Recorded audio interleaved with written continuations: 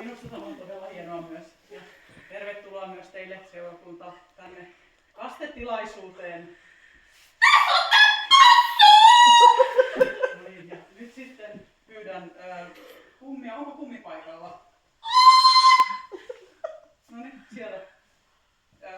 Kummi saisi tulla paikalle. Me suoritamme nyt kastamisen tähän. Tervetuloa.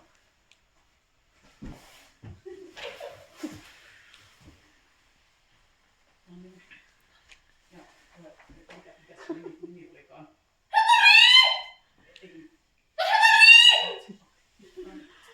No niin, vastamme sinut Evariksi. Ja näin. Kiitos. Nyt voit nostaa Evarin sieltä maajasta. Ja näin.